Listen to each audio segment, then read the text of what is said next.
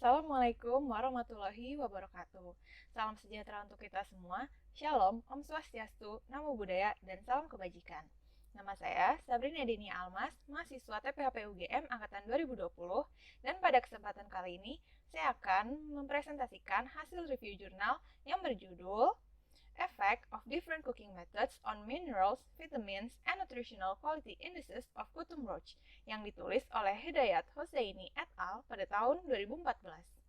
Langsung saja kita mulai presentasinya ke bagian Introduction. Nah, pada jurnal ini, topik pembahasannya adalah ikan kutum roach. Kutum roach atau Caspian Whitefish merupakan ikan yang paling populer di Iran dan memiliki nilai ekonomi yang paling tinggi. Nah, ikan sendiri merupakan salah satu sumber vitamin dan mineral yang kaya. Nah, tentunya sebelum mengonsumsi ikan, proses pemasakan perlu dilakukan terlebih dahulu agar ikan bisa dikonsumsi dengan aman. Nah, proses pemasakan inilah yang dapat menyebabkan perubahan nilai gizi pada ikan. Perubahan ini dapat berupa peningkatan nilai gizi atau penurunan kandungan gizinya. Kutum roach sendiri mengandung vitamin larut lemak dan larut air. Vitamin larut lemak memiliki ketahanan panas yang lebih buruk daripada vitamin larut air seperti golongan vitamin B. Nah, pada kutum roach, vitamin larut lemak yang terkandung adalah vitamin A dan vitamin D. Vitamin ini memiliki peran yang sangat penting untuk tubuh. Vitamin A sendiri berperan dalam sistem visual manusia, sedangkan vitamin D berperan dalam pembentukan tulang dan regulasi kalsium serta fosfor dalam darah.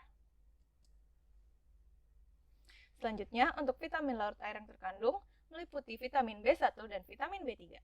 Meskipun lebih tahan panas, vitamin B ini dapat didegradasi pada suhu tinggi ketika ada oksigen.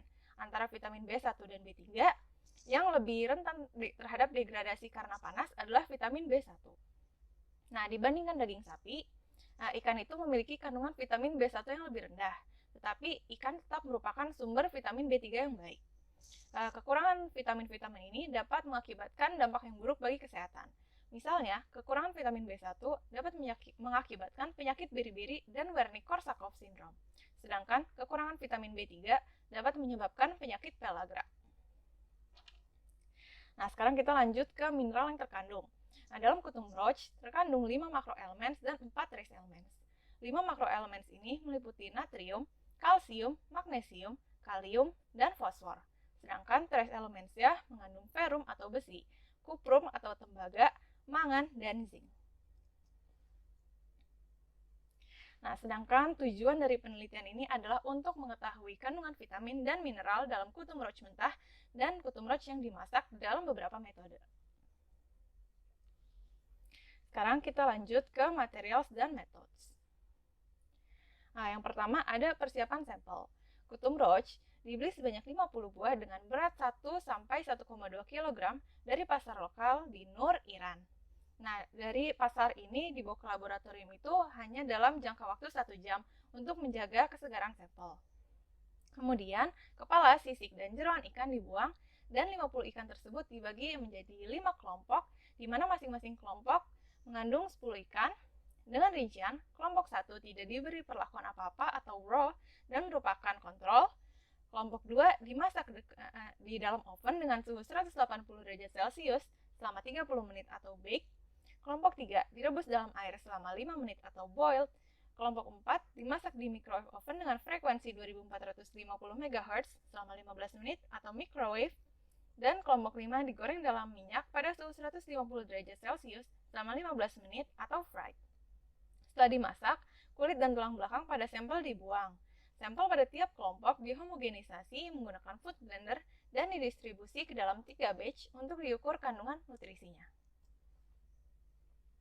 Selanjutnya, untuk metode analisis vitamin, pada vitamin B1 dan B3, pertama, sampel dimasukkan ke dalam tabung 250 ml. Kemudian, larutan HCl 0,1 molar sebanyak 30 ml dimasukkan ke dalam tabung. Setelah itu, tabung ditutup dengan kapas dan aluminium foil dan kemudian dimasukkan ke dalam autoclave. Kemudian, pH tiap sampel diatur menjadi 6,5 dan 4,5 menggunakan natrium asetat dan HCl. Kemudian, volume dibuat menggunakan distilled water dan difilter menggunakan kertas filter normal. Nah, setelah difilter ini ada 2 kemungkinan. Yang pertama, sampel langsung tidak memiliki kekeruhan, sehingga sampel bisa langsung diukur menggunakan metode High Pressure Liquid Chromatography atau HPLC Agilent Model 1200. Nah, apabila sampel masih memiliki kekeruhan, maka sampel disentrifugasi terlebih dahulu pada 6000 rpm selama 10 menit. Apabila tetap ada kekeruhan, maka sampel difilter menggunakan filter dengan ukuran pori 0,45 mikrometer. Setelah dipastikan tidak ada kekeruhan, baru sampel diukur menggunakan metode HPLC dengan HPLC Agilent Model 1200. Untuk kondisi HPLC sendiri bisa dibaca di PPT, mungkin bisa di-pause dulu videonya. Selanjutnya, ada untuk analisis vitamin A. Pertama, sampel ditimbang dan disaponifikasi menggunakan etanolik potassium hydroxide 50%. Kemudian, sampel diekstrak dengan 700 ml diethyl ether sebanyak 3 kali dalam corong pemisah. Setelah itu, ekstrak dicampur dan dicuci menggunakan distilled water. Setelah itu, ekstrak dipekatkan dan dibuat volumenya menggunakan ether dalam labu takar 250 ml. Kemudian, sampel diukur menggunakan metode High Pressure Liquid Chromatography atau HPLC Agilent Model 1200 seperti layaknya vitamin B1 dan B3 tadi. Untuk kondisi HPLC-nya bisa dilihat di PPT dan bisa di-pause juga ya. Selanjutnya, ada untuk analisis vitamin D. Pertama, sampel dihomogenisasi dan disaponifikasi. Kemudian, sampel diekstrak menggunakan heksana dan dicuci dengan DDH2O. DDH2O ini merupakan double distilled water. Kemudian, ekstrak yang sudah mengering dilarutkan kembali di dalam metanol. Setelah itu, sampel dimasukkan ke C18 cartridge. Nah, untuk analisis vitamin D ini dilakukan 3 kali HPLC. Untuk HPLC yang pertama, digunakan NPLT kolom silika dengan 0,5% isopropanol dalam heksana. Yang kedua, pada HPLC digunakan Zorobax kolom silika dengan 0,5% isopropanol dalam heksana. Jadi antara proses 1 dan proses 2 itu yang diganti hanya kolomnya saja. Nah, pada proses yang pertama dan kedua ini digunakan straight phase. Nah, setelah fraksi vitamin D ini didapatkan, fraksi ini dikumpulkan dan dilakukan kromatografi kembali pada reverse phase HPLC. Nah, pada HPLC ini digunakan Vidac 201 TP54 dengan 25% metanol dalam asetonitril. Nah, Vidac itu tuh kolomnya, jadi kolomnya diganti lagi. Nah, setelah itu barulah didapatkan fraksi D2 dan D3. Kita lanjut untuk analisis mineral. Nah, untuk analisis mineral selain fosfor, pertama, sampel dicerna dalam HNO3 atau HClO. Setelah itu, sampel diukur menggunakan atomic absorption spectrophotometry dengan Shimadzu model AA7000. Nah, untuk mineral fosfor, pertama, 0,1 gram sampel dicerna dalam asam sulfur dan hidrogen peroksida. Setelah itu, 2 ml dari sampel dilarutkan ke dalam 2 ml Barton's reagent. Setelah itu, volume dibuat menjadi 50 ml menggunakan distilled water dan disimpan selama setengah jam. Setelah itu, barulah sampel diukur nilai absorbansinya pada panjang gelombang 470 nanometer. Untuk analisis statistiknya sendiri, digunakan analisis variansi satu arah ANOVA menggunakan aplikasi SPSS 19.0 untuk Windows, menggunakan Tukey's test, dan menggunakan tingkat signifikansi 0,05. Oke, sekarang kita lanjut ke results and discussion. Untuk hasil kandungan vitamin B1, bisa dilihat di sini semua metode memasak mengurangi kandungan vitamin B1 secara signifikan. Nah, untuk menentukan dia menurun secara signifikan atau tidak signifikan itu bisa dilihat dari pangkat huruf yang kecilnya itu. Kalau misalnya kan row-nya ini kan A. Buat yang lainnya itu tinggal lihat aja dia tuh sama-sama A atau hurufnya beda gitu, misalnya B, C, D. Kalau dia sama-sama A, berarti dia tidak mengalami perubahan secara signifikan. Tapi kalau dia berubah hurufnya, berarti dia mengalami perubahan secara signifikan. Nah, dengan melihat sesuai dengan yang barusan saya bilang itu, berarti kan untuk yang sampel yang bold itu dia pangkatnya E, berarti dia itu menurun secara signifikan, bahkan menurunnya banyak banget gitu. Dari 0,15 menjadi 0,06. Nah, kehilangan kandungan vitamin B1 ini paling banyak hilang di sampel yang direbus. Kemungkinan terjadi karena vitamin B1 mengalami leaching ketika direbus, sehingga dia menurun secara sangat drastis. Sedangkan untuk sampel-sampel lainnya terjadi penurunan kandungan vitamin B1 juga karena adanya kerusakan termal pada vitamin. Karena tadi seperti yang sudah saya bilang di introduction, vitamin B1 merupakan vitamin yang paling rentan terhadap degradasi karena panas. Nah, untuk kandungan vitamin B1 yang menurun paling sedikit terdapat pada sampel yang digoreng, yaitu dari 0,15 menjadi 0,13. Lanjut, untuk vitamin B3, selain pada sampel yang direbus, vitamin B3 tidak mengalami perubahan yang signifikan dan cenderung konstan. Sedangkan untuk pada sampel yang direbus, terjadi penurunan kandungan secara signifikan, yaitu dari 2,16 menjadi 1,67. Lanjut ke vitamin A, pada sampel yang dipanggang dan di microwave oven tidak terjadi perubahan yang signifikan. Sedangkan pada sampel yang direbus dan digoreng mengalami penurunan kandungan vitamin A secara signifikan, yaitu dari 15,61 menjadi 9,24 dan 7,87 secara berurutan. Selanjutnya, untuk kandungan vitamin D, itu memiliki kasus yang sama seperti vitamin A, yaitu sampel yang dipanggang dan di microwave oven tidak mengalami perubahan secara signifikan. Sedangkan sampel yang direbus dan digoreng mengalami penurunan kandungan vitamin D secara signifikan, yaitu dari 8,54 menjadi 6,13 dan 5,80 secara berurutan. Selanjutnya, untuk kandungan mineral, yaitu natrium, sampel yang dipanggang dan digoreng tidak mengalami perubahan yang signifikan dalam kandungan Na. Sedangkan sampel yang direbus dan microwave oven mengalami penurunan kandungan natrium secara signifikan, yaitu dari 639 menjadi 380 dan 470 secara berurutan. Hasil yang sama juga diperoleh pada penelitian di jurnal lain yang ditulis oleh Gokoglu et al. Pada tahun 2004, di mana kandungan Na pada ikan rainbow trout yang direbus menurun secara signifikan. Jadi sama-sama menurun untuk sampel yang direbus walaupun jenis ikannya berbeda. Selanjutnya, untuk kandungan mineral kalium, kandungan kalium pada sampel yang direbus tidak mengalami perubahan secara signifikan. Sedangkan pada ketiga metode lainnya mengalami peningkatan kandungan kalium secara signifikan, yaitu untuk sampel yang di bake, di microwave, dan di fried. Bisa dilihat ini angkanya di tabel dari 4067 menjadi 4991, 5301, dan 5215. Selanjutnya, untuk kandungan kalsium, pada sampel yang digoreng mengalami kenaikan kandungan kalsium secara signifikan, yaitu dari 137,85 menjadi 343,07. Tetapi, ketiga metode lainnya tidak memberikan perubahan secara signifikan. Meskipun ada yang menurun atau yang meningkat, tetapi dia tidak signifikan.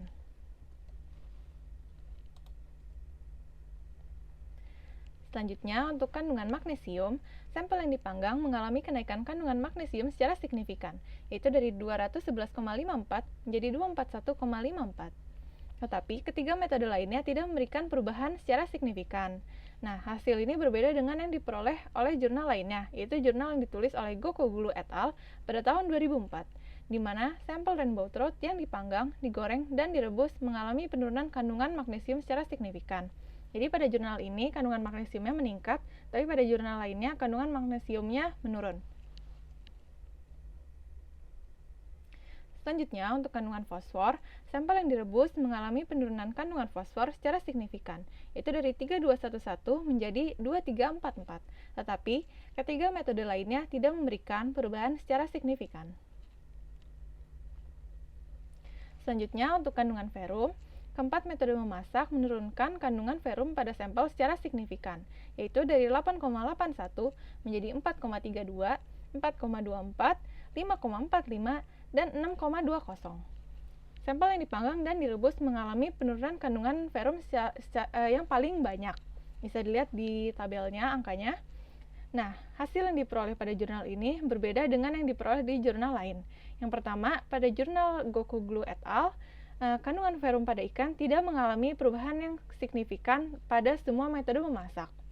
Sedangkan pada jurnal yang ditulis oleh Ersay dan Ozeren, kandungan ferrum pada sampel yang digoreng mengalami kenaikan. Sedangkan pada jurnal ini kandungannya mengalami penurunan. Selanjutnya, untuk kandungan mangan, pada sampel yang dipanggang, tidak ada perubahan kandungan mangan secara signifikan. Sedangkan, untuk ketiga sampel lainnya mengalami peningkatan kandungan mangan secara signifikan dengan kenaikan yang tertinggi pada sampel yang digoreng, yaitu dari 0,03 menjadi 0,26. Selanjutnya, untuk kandungan kuprum, pada sampel yang direbus dan di microwave oven tidak mengalami perubahan yang signifikan. Tetapi, pada sampel yang dipanggang dan digoreng mengalami kenaikan kandungan Cu secara signifikan, yaitu dari 0,23 menjadi 0,34 dan 0,35. Hasil ini agak berbeda dari hasil yang diperoleh oleh Ersoy dan Ozeren, di mana keempat metode memasak tidak memberikan perubahan yang signifikan pada kandungan Cu. Jadi pada jurnal ini mengalami peningkatan, tapi pada jurnal lain tidak ada perubahan sama sekali. Selanjutnya untuk zinc, sampel yang direbus mengalami penurunan kandungan zinc secara signifikan, yaitu dari 3,05 menjadi 1,71. Sedangkan untuk ketiga metode lainnya tidak memberikan perubahan secara signifikan. Hasil ini juga berbeda dari jurnal lainnya, yaitu jurnal dari Gokoglu et al., di mana semua sampel mengalami penurunan kandungan zinc secara signifikan, baik yang digoreng, direbus, di-bake, di-grill, dan di microwave cooked. Selanjutnya, kita ke bagian yang terakhir, yaitu conclusion atau kesimpulan. Untuk kesimpulan yang pertama, keempat metode memasak mengakibatkan penurunan kandungan vitamin B1 secara signifikan pada Kutum Roach. Selain itu, memanggang dan memasak dengan microwave oven tidak memberikan perubahan secara signifikan pada kandungan vitamin A, B3, dan vitamin D pada Kutum Roach.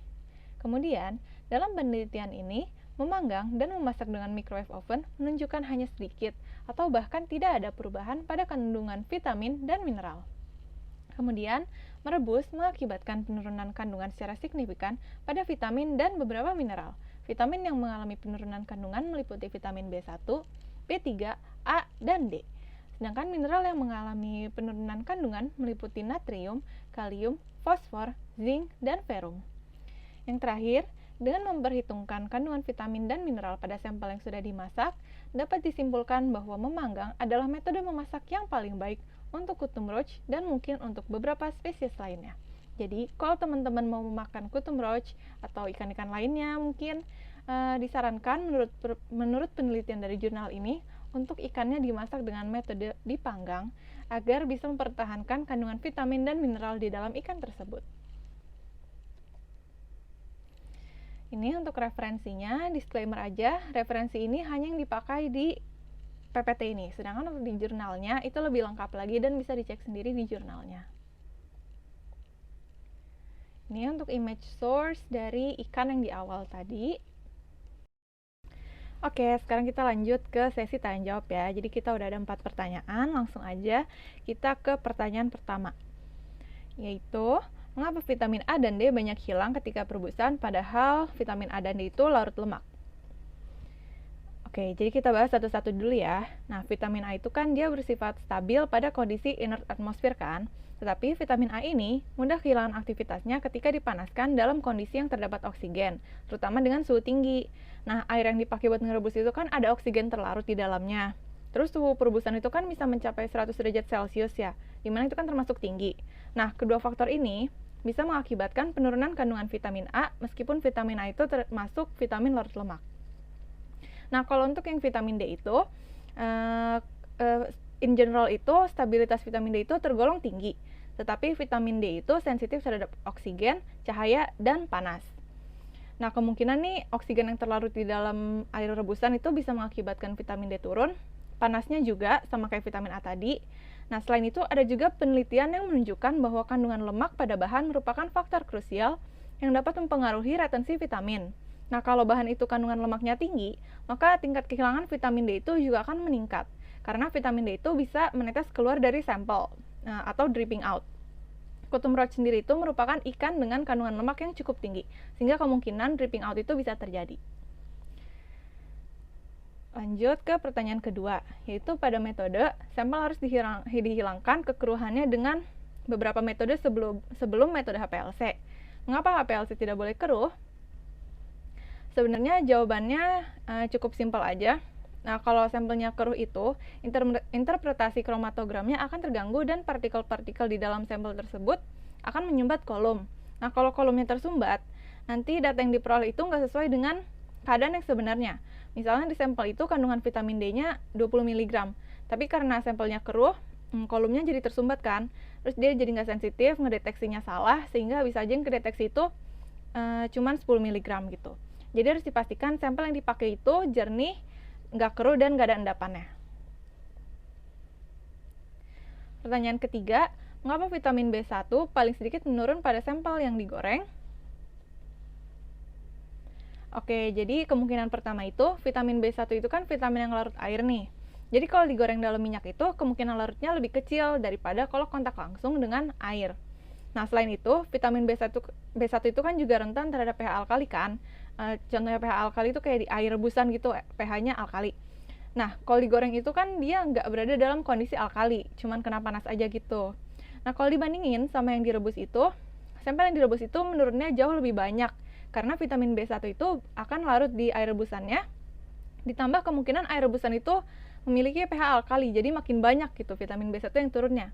Bisa dilihat itu di sampel yang direbus itu bisa turun sampai 0,06, padahal di sampel yang digoreng itu cuma 0,13. Untuk pertanyaan terakhir, mengapa kandungan mineral seperti natrium, kalium, fosfor, zinc, dan ferrum cenderung menurun secara signifikan pada proses perebusan? Oke, jadi sebenarnya mineral itu tuh nggak bisa rusak gitu. Beda kayak vitamin yang sensitif terhadap cahaya, panas, pH gitu. Mineral ini tuh dia lebih kuat gitu.